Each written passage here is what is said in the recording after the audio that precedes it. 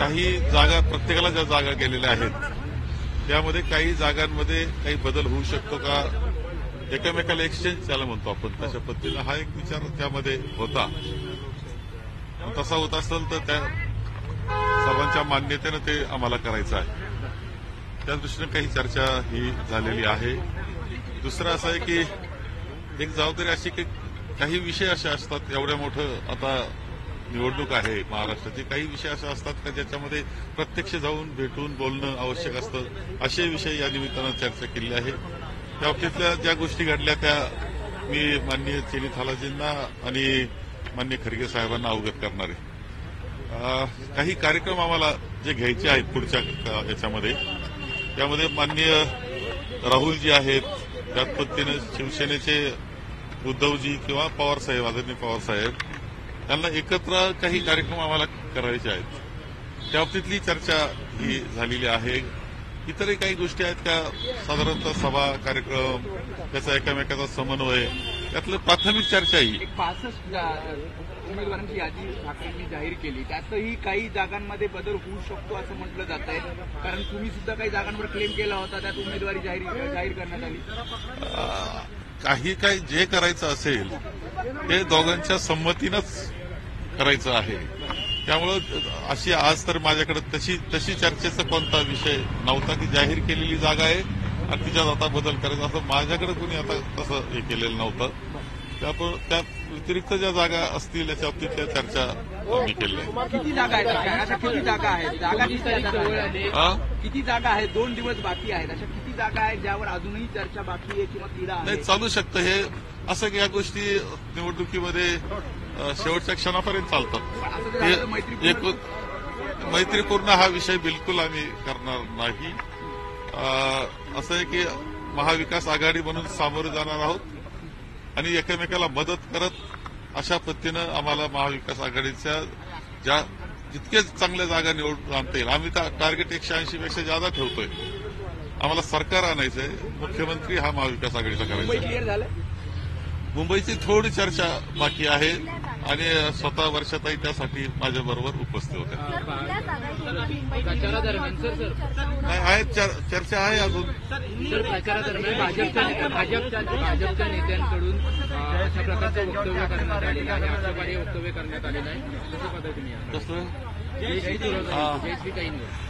एक असं आहे की राजकारण आपण करतो, भाषणं असतात, लोकशाहीनं मतांतर दिले, मांडण्याचा अधिकार तो दिलेला आहे. पूर्वीच्या काळामध्ये ते उच्च पातळीला चालायचं, तात्विक पद्धतीनं चालायचं. दुर्दैवानं पातळी या 5 वर्षात अत्यंत खाली आली आणि त्याचं स्वरूप आम्हाला पाहावयास मिळालं की खरं जे सुजय विखे आहेत ते संगमेर तालुक्यात येतात, त्यांचा तो अधिकार आहे. पण भाषण कोणत्या थराचं करावं, त्यांनी पहिले 2-3 सभेमध्ये इतक्या खालच्या पातळीला ते जात होते. परिणामतः त्यांचा एक कार्यकर्ता उठला आणि अत्यंत वाईट शब्दात, हीन शब्दात, गलिच्छ शब्दामध्ये त्याचं वर्णन सुद्धा करता येणार नाही आणि सांगता येणार नाही त्या शब्दामध्ये जयश्रीच्या संदर्भातलं वक्तव्य त्यांनी केलेलं आहे. त्याचा निषेध तर सगळे करतायत. आता ते ठीक आहे, काय मी माझ्या जबाबदारी महाराष्ट्राची आहे. माझ्या मतदारसंघाने सांगितलेलं आहे की तुम्ही महाराष्ट्राची जबाबदारी घ्या, आम्ही संगमनेर सांभाळतो. वातावरण त्यामुळं ते पाहतायत आता. म्हणजे स्वतः जयश्री तर आजही ती फिरते, तिचा दौरा आहे, त्या पद्धतीनं बाकी लोक आहेत की जे कार्यकर्ते आणि नागरिक हे इतके समर्थ आहे ते सगळं सांभाळायला. त्यामुळं ठीक आहे, रात्रभर बसावं लागलं. तक्रार घेण्यामध्ये थोडीशी टाळाटाळ दिसत होती. अजूनही गुन्हेगार पकडला गेलेला नाही. इतकं वाईट वक्तव्य केल्यानंतर अजूनही जर तो कुठं लपून बसत असेल तर त्याला शोध घेण्याची जबाबदारी आहे पोलीसची. असं नाहीये. म्हणजे तुमच्या प्रशासन राहिलं का नाही, सरकार आहे की नाही आता राज्यामध्ये हे वाटतंय. आणि ही एका महिलेचं असं आहे की ते जयश्री सोडा, आपल्या जगातल्या सगळ्या महिलांवर केलेला ते अशा प्रकारचं वाक्य आहे असं मला वाटतं. भारतीय याच्यामध्ये सुद्धा आहे. आणि लाडकी बहिणा असं एका बाजूला म्हणत असायचं मता करता आणि दुसऱ्या बाजूला महिलेवर, मुलींवर, घरात प्रत्येकाच्या घरात मुली बाळी आहेत. आपण जर असं वक्तव्य करायला लागलो खाली, असं दुर्दैवानं असं आहे की ते हे नेते मंडळी जी स्टेजवर होती त्या वाक्याला टाळ्या वाजत होते. हे अत्यंत दुर्दैवाचं आहे. हे अत्यंत अक्षर. याचा अर्थ बोलणारा वक्ता स्वतःच्या मनानं बोलण्यापेक्षा यांच्या सांगण्यानं बोलत होता आणि म्हणून यांच्या मागचे जे मेंदू आहे, बुद्धी आहे, यांना सुद्धा वेळ आलेली आहे धडा शिकवण्याची. प्रिया सुळे किंवा या सुषमा अंधारे याच्या अगोदर देखील अनेक महिलांवरती अशा प्रकारची वक्तव्य करण्यात आली होती. कारवाई कोणावरतीच होत नाहीये. कारवाई असं आहे की काही करा तुम्ही. असं आहे की आमच्या पैलवान मुलींनी ज्यांनी गोल्ड मेडलपर्यंत जाऊन पोहोचतायत त्यांच्यावर अत्याचार झाले, त्यांनी तक्रार केली, तो मोकाट फिरतो आणि त्यांना मुलींना मात्र तुरुंगात टाकतात. हे यांचं लाडकं बहीण आहे. त्यामुळे वेगळं सांगण्याची काय आवश्यकता आहे. सुजय विखे पाटील आंदोलन करतायत, त्यांचं म्हणणं आहे की आमच्यावर भ्याड हल्ला करत होते आपले कार्यकर्ते म्हणून. यांनी काय आंदोलन करावं जगाला सगळं माहिती आहे. त्यांचं ढोंग माहिती आहे. त्यांनी ज्या केलेले वक्तव्य माहिती आहे. त्याचा निषेध सगळ्यांनी केला पाहिजे. म्हणजे पक्ष बाकी सगळे मतभेद विसरून निषेध करावं अशा प्रकारचं हे सुजय विखे यांचं आणि त्यांच्या कार्यकर्त्यांचं वागणं आहे. जयश्री ताई के खिलाफ आपत्तिजनक शब्दों का प्रयोग किया गया जिसका उच्चारण भी नहीं किया जा सकता और उस समय मंच पर बैठे हुए बीजेपी के नेता तालियां बजा रहे थे. उसमें पूर्व सांसद ये बहुत दुर्भाग्यपूर्ण है कि जो वक्तव्य उन्होंने किया है. वो मेरी बेटी है जयश्री, ये सच है. वो पॉलिटिक्स में भाग लेती, डॉक्टर है, एंकोलॉजिस्ट है, टाटा कैंसर हॉस्पिटल की वो डॉक्टर थी, कंसल्टेंट थी. अत्यंत दुर्भाग्यपूर्ण वक्तव्य है, बहुत गलिच्छ वक्तव्य है. और ये सच है कि जब ये कार्यकर्ता बोल रहा था, ऐसा वक्तव्य कर रहा था, तब ये सब नेता मंडली जो स्टेज पर थी वो ताली बजा रहे थे. ये तो अत्यंत दुर्दैव है. इसमें कोई सवाल मेरी बेटी ऐसा नहीं, सारी महिलाओं का ये इसमें महिलाओं के बारे में उन्होंने वक्तव्य किया, ऐसा समझने की जरूरत है. 12 घंटे से ज्यादा समय हो गया लेकिन अब भी आरोपी गिरफ्तार नहीं हुआ है. नहीं, उन्होंने तो एफआईआर लेने में भी बहुत टाइम लिया. अभी तो आरोपी कहाँ बाहर गया है, किसने छिपा दिया है उसको, वो जिम्मेदारी पुलिस की है. उनको ढूंढकर खोजकर जेल में डालना. सर, अब आप उद्धव जी साहब की मुलाकात हुई, किन मुद्दों पर चर्चा हुई? सीट बंटवारे की मौजूदा नहीं, मुझे जिम्मेदारी माननीय खड़गे साहब, माननीय चीनी फाला जी, उन्होंने और एआईसीसी ने मुझ पर जिम्मेदारी डाली कि कुछ ऐसे निगोशिएशन होते, डायलॉग होते, करना चाहिए, संवाद करना चाहिए कि जो माननीय उद्धव जी के साथ करना चाहिए, माननीय पवार साहब के साथ करना चाहिए. तो ऐसे सारे मुद्दे होते हैं कि हमारे म्यूचुअल अंडरस्टैंडिंग से कुछ चेंजेस हो सकते हैं, तो वो करने के बारे में है.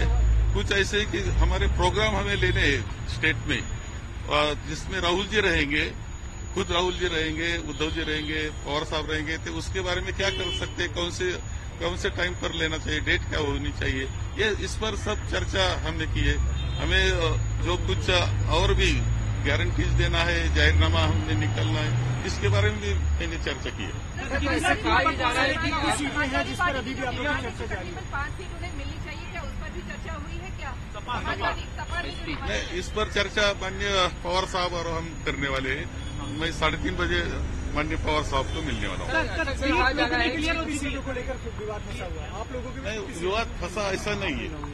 अभी चल रहा है वो म्यूचुअल अंडरस्टैंडिंग में चल रहा है. थोड़ा सा मुंबई के बारे में जो चर्चा है कि कुछ 2-3 सीट के बारे में चर्चा चल रही है. एक सवाल ये बताया जा रहा है कि हरियाणा पैटर्न को रिपीट करते हुए आरएसएस जो है वो महाराष्ट्र में खास प्लान लेकर आई है, स्ट्रैटेजी लेकर आई है. आपको लगता है कि संघ के किसी भी प्लान का फायदा बीजेपी को पहुंचेगा?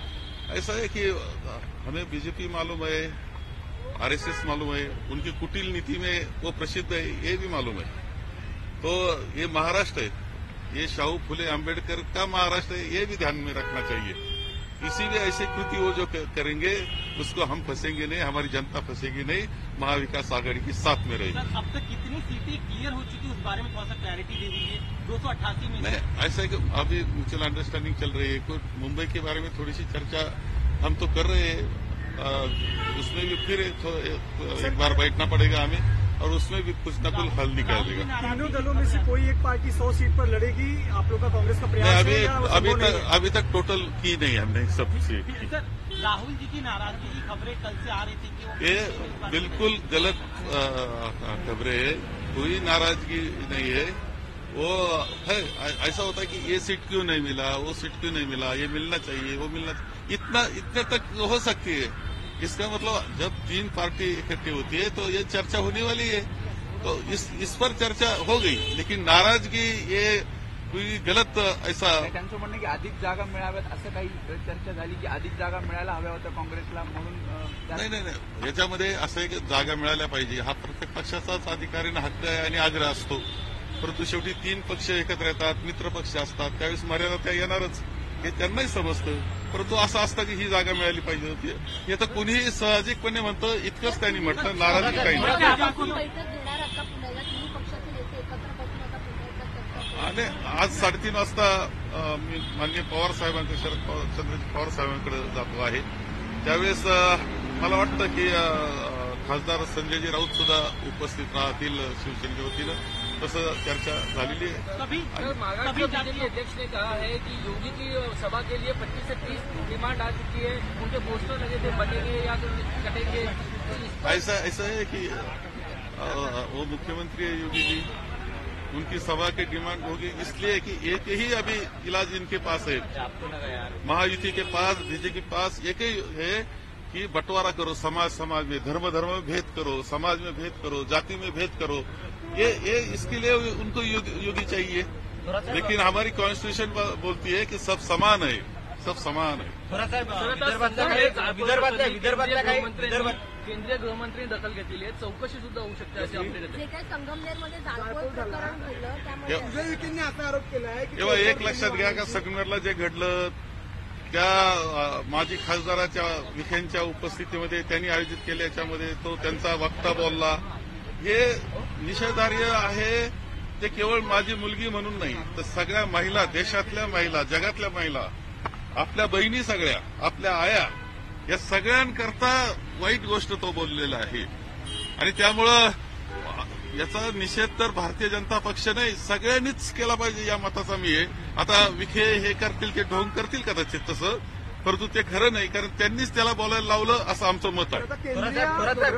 तपास करणार सगळ्या गोष्टीचं काय वाटतं, काय नाही, ठीक आहे, आता चौकशी काय करायची असतील ते करा. साहेब, विदर्भातल्या काही विद्यमान आमदारांची तिकीटं कापण्यात आलेली आहेत, कारण काय आहे नेमकं? नाही, आता प्रत्येक पक्षाचा विषय असतो, त्या पद्धतीनं ते करतात. त्यामुळे काही आमदार असतात का त्यांची तिकीटं साहजिकपणे असतं. मला माहित नाही का कशामुळे काय झालेलं.